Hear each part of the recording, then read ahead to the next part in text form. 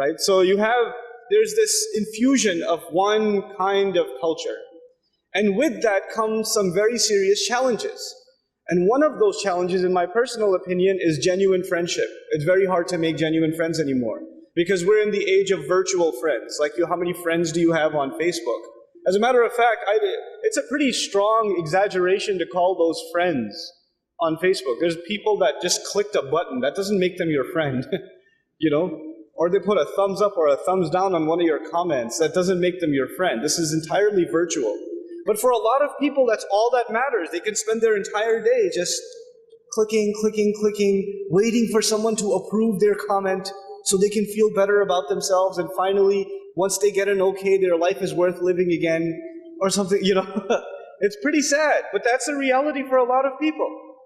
And there are reasons for that. And one of the reasons for that is that genuine friendships outside of a screen, other than here, friendships outside of here have become harder to form. They've become harder to make. And especially the friends that we have outside of that, even they are pushing us back towards that virtual world, right? And it's some basic fundamentals that aren't even Islamic values. I'll talk to you about the Quran today and how the Quran talks about friends, but before I do, some basic things. There are this human interaction for you and I to be able to have a 20-minute conversation without picking up our phone and checking an email, or checking an update, or checking somebody's tweet, or sending a tweet. I mean, I've been in lectures where the speaker tweeted while he was speaking. And I got an update, and I was like, how did you do that? That was awesome. So we're so connected to our devices, and unfortunately, one of the things that's done is it's made us less connected to each other. We're not able to have real, genuine connections with each other, And so my first advice to all of you is to detox a little bit. These things are really cool, but they've started to own us. We don't really have a life outside of them. You know how people that have asthma, they have to take an inhaler every few minutes? And they have a problem in breathing? It's become like that for phones. You sit somewhere like, I need to, is there Wi-Fi in here? Is there, That's become us. It's pretty sad. SubhanAllah. So in any case, the other thing I wanted to highlight about myself personally is that if it wasn't for friends, if it wasn't for Allah Azza wa Jal putting friends in my path, I don't even know if I would have been Muslim. I don't. Even though I was brought up here with Islamic values. But when I was exposed to and immersed in American culture and in a high school environment, I said astaghfirullah for the first month or 2 months. 6 months in, that was gone. I was completely immersed. It became okay, I mean, some of you have heard my story about this on YouTube and stuff. I'll just give you a glimpse of it again. When I went into high school the first day, guys and girls are sitting together in class, and there's like hand over arm, and you're like, I've never seen it, what is that? And then the way the girls were dressed. And then when you sit inside the class, there's no respect for the teacher. There's a kid sitting with his feet up on the table.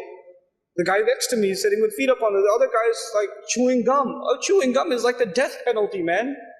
In Islamic environment. You don't mess with the teacher. And if the teacher asks you a question over here, what do? You just sit there and go, I don't know, I'm not in the mood to answer you right now, Frank. You get up and answer, Assalamu alaikum, sir. And the answer is 364.2 or something. Not in America. You don't even show respect to your teachers. You don't. And when that goes far enough, you start losing respect for all elders, including your parents. And when that goes far enough, you have respect for nothing else, including your own life, including yourself. You start losing respect all around. And I'm telling you, had it not been for really cool friends that I found by the mercy of Allah, by the rahmah of Allah, in college, not even in high school, had it not been for awesome friends, I don't know. And looking back, those are not friends that were super knowledgeable. They were not da'is. They were not giving me khutbahs every time I sat down with them. They were not giving me long speeches and advice. My conversations with them were not filled with ayat and ahadith. It wasn't like that. Not at all, actually. And had they been like that, had they been very preachy, and constantly giving me advice, I wouldn't have wanted to be their friend. I would have been like, this guy thinks he's the imam of a masjid or something, and I'm sitting in Jumu'ah every time I meet with him. I don't want to be anywhere near him. I don't need that. I wasn't interested in that. Friends are real friends are people that don't judge you, and they're not there to teach you. They're there to be for you first. They're not there to, make sure you understand something, or make sure you get, you listen to this lecture or watch this video. And that's the first thing I want everybody here to understand. We could have gone two ways in today's conversation. One of the ways is, what kind of friends should you look for? That's one kind of conversation. What kind of friends should you look for? But actually, that to me is also kind of selfish. I really want to talk to you today about what kind of friend should you be. Not about what kind of friends you should have, but what kind of friends you should be. And when you become the right kind of friend, then Allah will put the right kind of people in your path. Really, that's what it is. So the first thing I want to highlight today, inshallah ta'ala, is, especially those of you that are religiously conscious, and the fact that you're in the masjid today, and you've come to this program, means you have some level of consciousness towards the deen, and you have some concern. And I'm pretty sure you have friends that are pretty far from the deen too. You have friends that aren't interested in praying 5 times a day. They're not interested in listening to Islamic lectures or, seeking knowledge and all of this stuff. That doesn't interest them. Maybe on the 27th of Ramadan, maybe you'll find them in the masjid.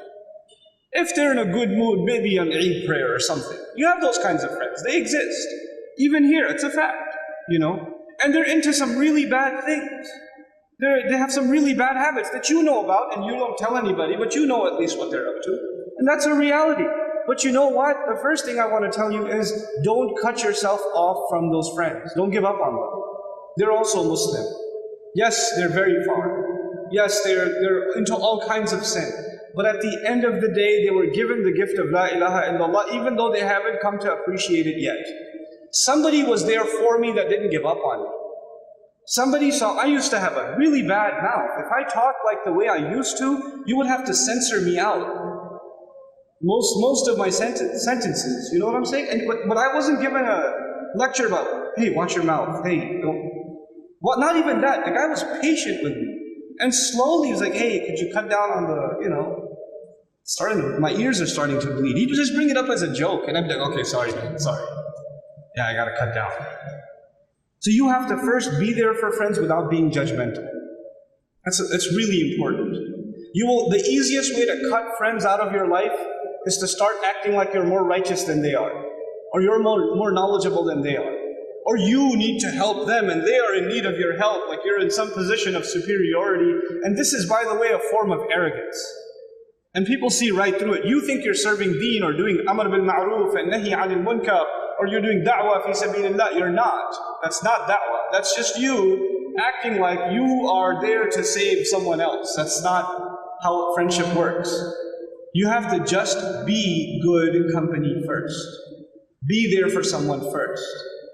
And Allah, when you do that for people, then Allah softens people's heart. So when the time is right, you can slip in some good advice. When the time is right, you can say, hey, you want to go grab some ice cream? Let's go. Hey, on the way, can we stop by for Maghrib? I gotta pray. You could do that. But you have to be a little more strategic than just blatantly and constantly trying to, hey, have you watched the video I emailed you? Did you watch the whole thing? Don't do that. Just because you're interested doesn't mean your friend is. It's not the same. Now, is this a small subject in Allah's book? The second thing I want to talk to you about is actually that friendship is a pretty big deal in the Quran. I was actually myself shocked at how big a deal it is in the Quran, how huge a subject it is. There are at least 10 words in the Quran used for different kinds of friends. 10 different terms. And each of them talked about it extensively. Each of them has its own, nuances and how Allah brings it up in different ayat. So one of the things I want to do with you tonight, inshallah, is kind of walk you through some of those terms and how Allah uses them in the Quran, at least 1 or 2 ayat for each. What does Allah have to say about these kinds of friends?